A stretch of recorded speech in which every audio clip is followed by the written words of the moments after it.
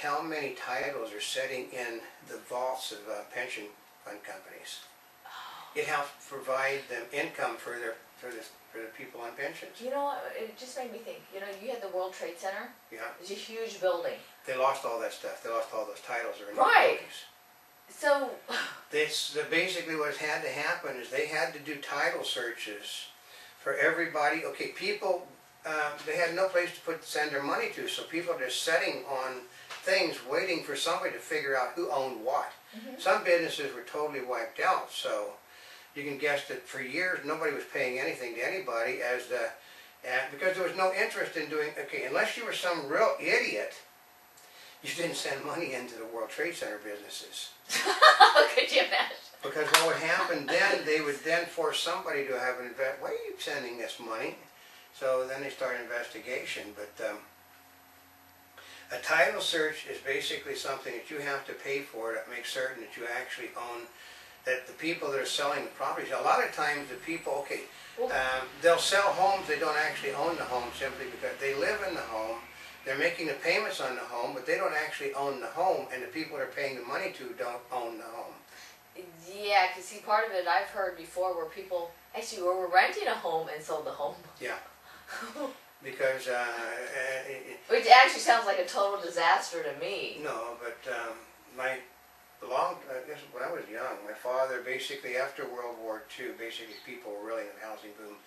My father and my grandfather, who was in the painting business, they built a custom thing for and the people that were going to buy the home. They said, we're selling the home that we're in, and that's going. We're going to sell. It was a really good deal. They were selling the home they were in for twice the amount of money that it was worth, and then they were going to move into the new home, and then they have to come, and the guy found out we don't own the home. And my father, what do you mean don't own the home? Well, we thought we owned the title, and we don't own the title. And they said, you didn't do a title search? Well, we've been making the payments on it for 10 years. Oh no. And they said, and then they found out, because basically the things were done, basically still as loose today as it was then, but the guy, he said, they only know my father, because my father's in the business, he had real estate people that actually sold the homes, but the guy, they're going through the thing, and they found like about 20 steps further along the line, there was the title, and the title actually had 3 times as much money against the title as the guy was paying into the house. So when he got done, he couldn't have owned the house anyway. Oh my God. He thought he was going to make a profit. No. So who in the world was he paying the money to? He was paying the money to an agent that was shipping the money to another person that was shipping it to another person. It was like a Japanese business. They just, everybody was taking a piece of the pie and was finally shipped to the people that actually owned the title, who had basically borrowed money against all of the,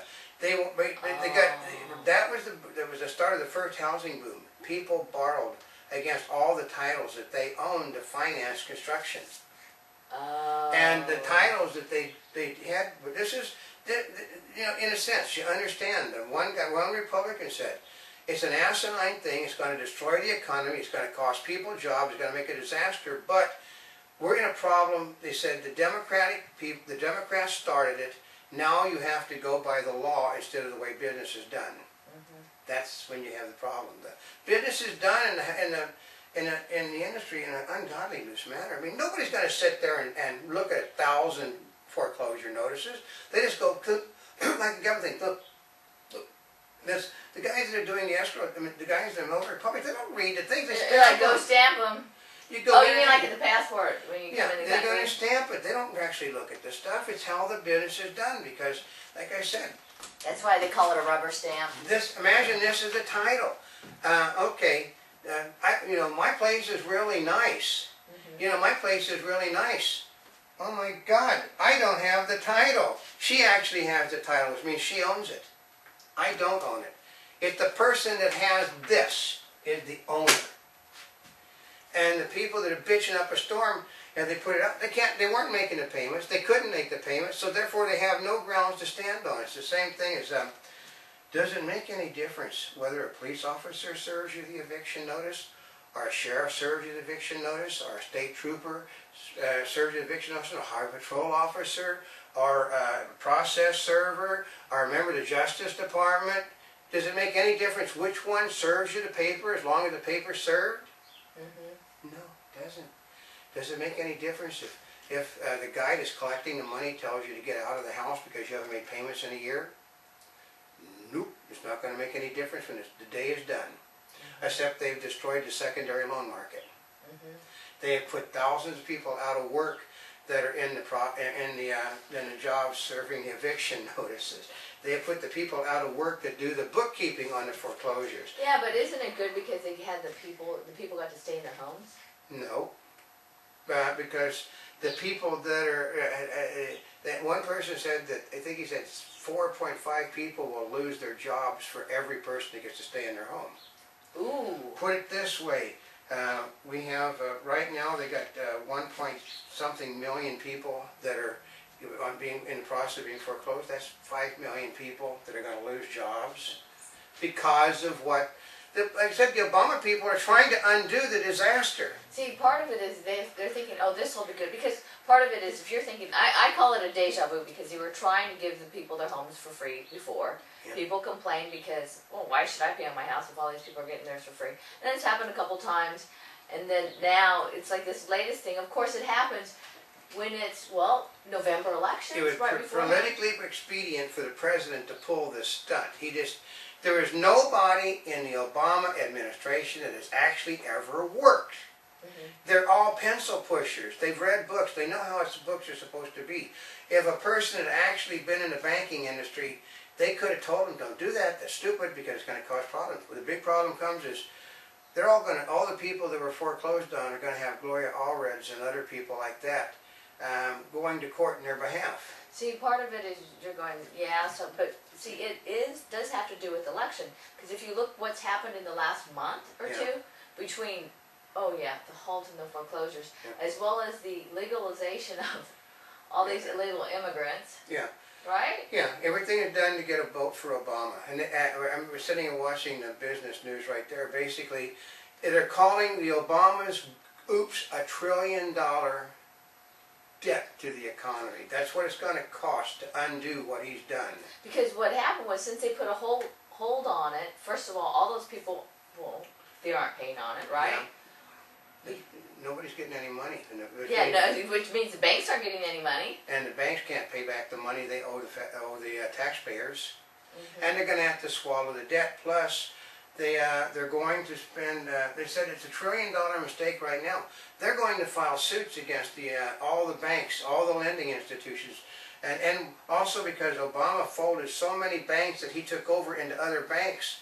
You're talking, all of those guys are going to be sued that no longer exist. Since they no longer exist, you're looking at Bank of America, Wells Fargo, Chase, Citi. They're all going to be in a state of litigation for years to come with people not, they're going to, basically they're going to force the government to basically provide free housing for all the people that have been removed out of their homes because of a stupid mistake by the President of the United States. See, part of it is because they admitted there was a problem in the paperwork. Yeah, anybody that lost their home ever since they started messing with all of this. Anybody that lost their homes during the Obama administration are going to sue everybody involved. They're not going to get any money. Mm-hmm. They're not, because there's not a court in this land that doesn't know how the foreclosure works goes. They said, well, you should have been, it's just basically, you should have crossed the T and dotted the I better. But it's just technical things. I mean, like, is Bank of America expected to know what some bank that they were forced to take over by Obama was doing? Because they don't go through that. They just, all they have is the paper. The paper, all that Bank of America cares about. Remember, that was part of the problems with the housing market, was they said, well, they kept reselling the paper, but nobody knew what was behind the paper. Yeah, there wasn't anything behind the paper. What happened was, every time you resold the paper became worth more. But it wasn't worth any more than it was originally. Everything, okay, in California, I think they said it cost 5 to 8 times more to build a house than it does anywhere else in the country because of unions. Wow. Which means that it's why you would build something. By the time you get the loan done, you could be 10% underwater on the home before you ever move into it. Because the home is worth less than what you paid for it. before, it's like the car. You take the car out of the showroom, you lose like $5,000 off the cost of the car. When you take the ownership of the home, which is actually, it's just a key, it's all it is. I was one of those people. I actually I've got the note to my house, folks, so, which is a real fun thing. But I've had it for years. But it was actually paid my own life. I pay cash for mine. But all you get is a key. When you walk in the front door, they give you the key, and here's the key to your house, and here's your payment thing. That's buying a home. And they said, well, but I didn't buy this home from you. And they said, well, we own the paper on your house. And I said, what do you mean you own the paper on the house? Well, we bought it on the secondary market. And then you get another thing a month later saying, well, the payments have been changed over to this. And then a year later, but you know what, I'm always curious is how do you know that they actually have, the other company has the paper? Because most people, it's like, oh, it comes in the mail and says, we bought the paper on your paperwork for such and such. Most people don't, other than the fact that it could be false. No, it could be a scam. Most of it comes from the organization that basically you've been making the payments to tell you that your note has been sold to such and such. I mean, I can tell you that, well, for instance, we knew a guy, there was a guy in Beverly Hills that basically was pissed off at his neighbors. He went over backwards to work on his mansion. The workers didn't come in till 10, and they left at 3, which meant he was losing money every day. But because he didn't want to be a bad neighbor, so neighbors threw fits. So he went and bought the note in everybody's home and threw them out. And then incorporated their property onto his. But that's how it works. You can be tossed out. The guys that buy the paper, in a lot of cases, can give you a 30-day notice to get the hell out of their houses. What's going to happen is, the guy, once again, is my magazine, is substituting, actually whatever, I don't know who she is, but she's substituting for my title. What's going to happen is, the person that has the title, he's going to walk into the homes, and when they feel that the Obama's been properly punished, they'll walk into the homes and say, get the hell out of my home. And I'll say, well, you can't do that. And they said, I have a title, and I have a United States Deputy Marshal out here, and says, get out of this home unless you pay me all the money you owe me in 30 days. They can't go to court. There's no rebuttal in court. They don't have the paper. The person with the paper, they can just toss your butt out if you don't make it. And they don't make arrangements for you to pay it. If they do a 30-day call on you, you come up with the money or you're gone. And since you've made a fuss, you can't make the payments to begin with. The government's not going to side on your side because they made a disaster of it. You're going to be out on the streets if they really get mean and nasty after this election, and they could.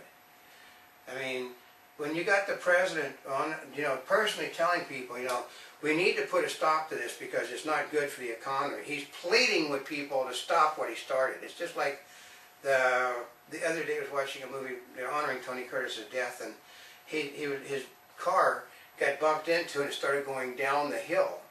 And once it started down the hill, no matter what he tried, he couldn't stop it. It was going over the rocks, it was going over, he'd throw a log underneath and went over the top of it. Once it starts downhill, you can't stop it rolling. He started a ball rolling downhill. You can't stop it now. He's screwed.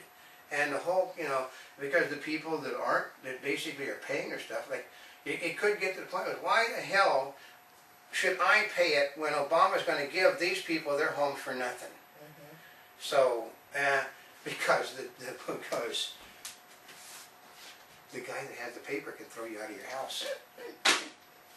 That's why. Just like that. They got to understand, folks. The guy that got the paper can toss you out. He can call a 30-day on you. That's in the real fine print that when you sign a little document that said you've read it. Nobody ever reads those things. So, do you think that the administration really had no clue of the repercussions, or they didn't know?